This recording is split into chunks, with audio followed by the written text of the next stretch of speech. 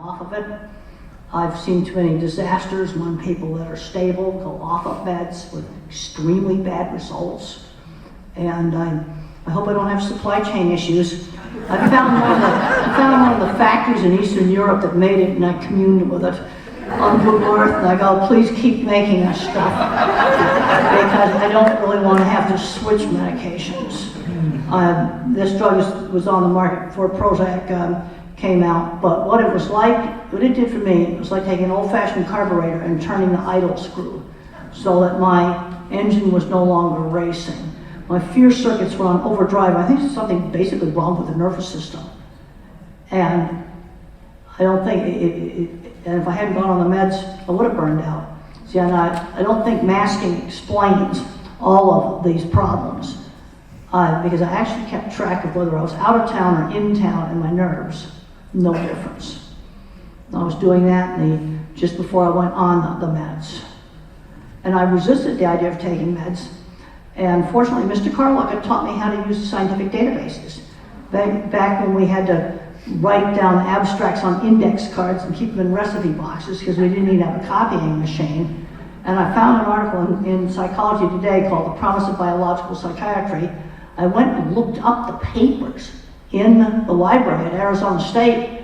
I had 8 out of 10 of the symptoms. And there were 2 drugs they had there, Reframing, and then you had Nardil and all of its problems with dietary restrictions. I talked the GP into giving me low dose of Reframing, and I stayed on the starter dose ever since. Because the mistake that's being made now is going beyond the starter dose, then you get agitation and insomnia.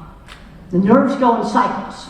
So when I first went on it was sort of 200 miles an hour to 100 miles an hour. One of the med, 100 miles an hour to 50 miles an hour.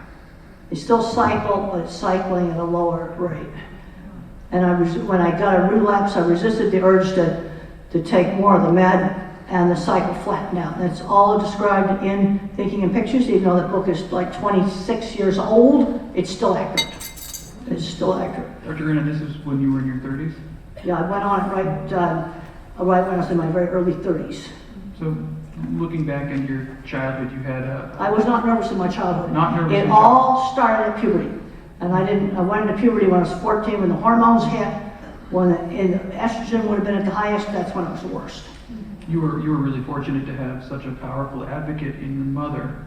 Do you ever reflect on your childhood and think of things that you wish your mother may had Well, known? they didn't have the anxiety problems when I was a little kid. That all started when I came up here. I was 14. I had puberty going left. I didn't go into puberty until 14, and that's when the panic attacks started. And then a typical 50s childhood, we played outside, and all the dogs played outside, and they didn't have all the behavior problems they've got now. And then I got kicked out of Hampshire Country School for throwing a book at a girl who called me a retard. And then I came up and I got in a couple of fist fights in the cafeteria at Hampshire. And then they took horseback riding away for 2 weeks. Uh-oh. And what ended up happening is I switched from anger to crying.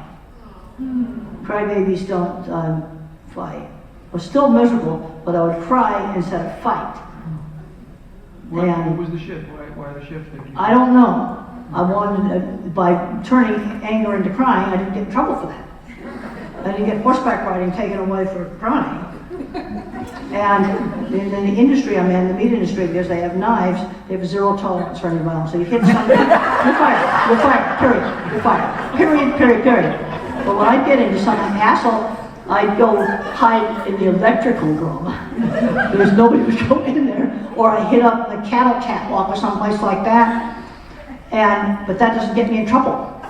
My industry has 0 tolerance for any physical altercation. You're automatically fired. That's been the rule for as long as I've been in the industry, because people have knives. Sure. You are just fired. Among other reasons. I knew some good people that worked in the shop, and they got fired for some fights. It's just not tolerated. But I don't know how I did it, but I switched from anger to crying. And I've done that ever since. And, because I didn't like not having horseback. Sure. I didn't clean the stalls, but I couldn't ride them. And consequence for things. And when I was a little kid, the consequence for a temper tantrum was no television for one night, whether it happened at school or at home. My mother and the teachers worked together as a team, very consistent rules. Because what I'm seeing now is I'll see things, well, he's a little angel at home and horrible at school, or a little angel at school and horrible at home. This is where the parents have to get on the same wavelength. That's really powerful. Dr. White, what are education